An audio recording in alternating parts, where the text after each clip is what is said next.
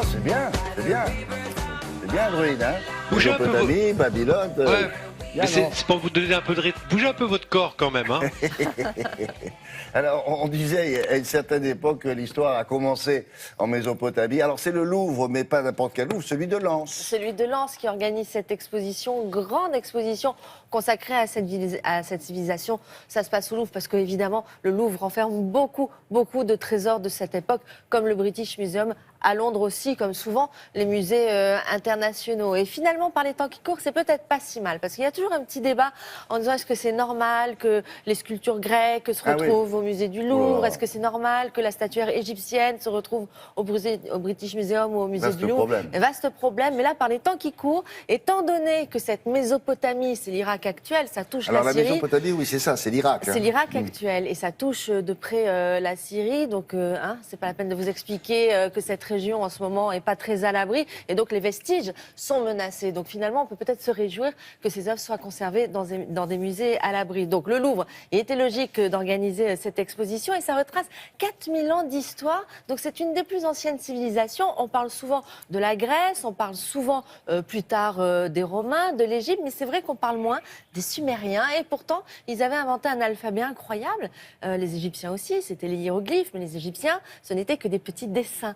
Là, c'est vraiment des signes, des symboles qui sont à l'origine de notre écriture. Évidemment, alors on voit une des statues sur l'affiche les plus connues de cette époque-là, mais 4 millénaires, ils ont eu quand même le temps d'en faire et d'en sculpter, et on se rend compte toujours, ça aussi c'est fascinant, on voit ces civilisations antiques, à quel point elles étaient douées en minutie, en technique pour la gravure, et surtout sur des petits objets ou sur des matériaux comme l'or ou l'argent. Ça, c'est toujours fascinant, et de voir aussi l'état de conservation dans lequel ont été retrouvés ces objets. Donc je vous propose tout de suite de vous rendre au Louvre, à Lens.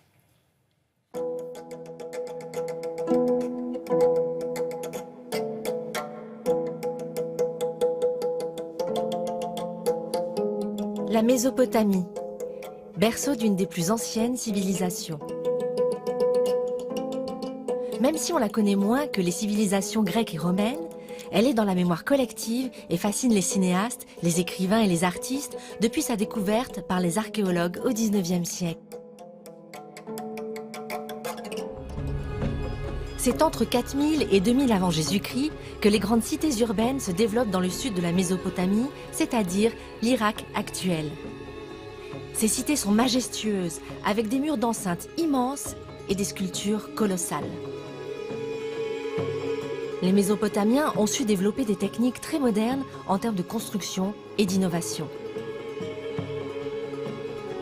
Ce vase en argent datant de 2420 avant Jésus-Christ est la preuve du savoir-faire de l'époque. Tout comme les différents objets du quotidien réalisés avec des matériaux plus précieux les uns que les autres. Aujourd'hui, des rares vestiges de ces sites subsistent, mais la plupart sont conservés dans les plus grands musées du monde.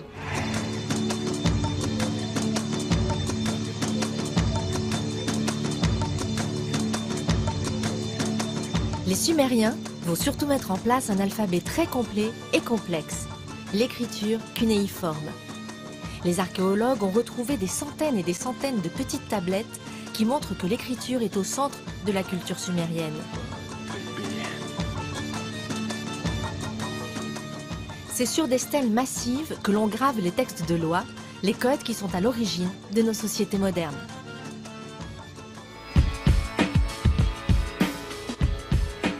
Comme dans toutes les civilisations antiques, l'histoire de la Mésopotamie est étroitement liée à la religion. Le peuple doit servir et divertir ses dieux par des offrandes, des bijoux, des chants et des danses. Ainsi, il espère se protéger de leur colère et attirer leur faveur. L'intermédiaire entre les hommes et les dieux, c'est le roi. C'est lui qui est en charge du royaume et de son peuple, qui doit en assurer la protection et la prospérité. L'un d'entre eux, le prince Gudea, est connu pour être un grand bâtisseur au 3e millénaire avant notre ère. Il aurait fait édifier une quinzaine de temples sous son règne.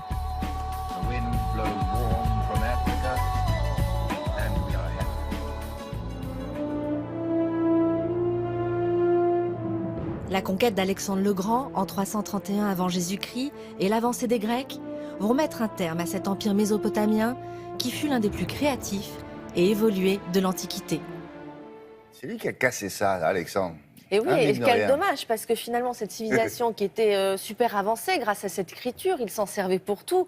Mais malheureusement, les conquêtes, Alexandre le Grand, et puis les Grecs aussi, qui ont fait une avancée extraordinaire. Enfin, vous savez, à l'époque, personne ne résistait beaucoup à ce genre de conquêtes, et malheureusement, c'était la fin de l'Empire mésopotamien. Alors justement, le Louvre-Lens a été chargé d'une mission par le chef de l'État, c'est de protéger les patrimoines culturels qui sont menacés, comme c'est le cas actuellement, par des conflits dans la région. Donc évidemment, restitution de certaines œuvres, c'est pas à l'ordre du jour, quoi. On verra ça un peu plus tard. Oui, un peu plus tard.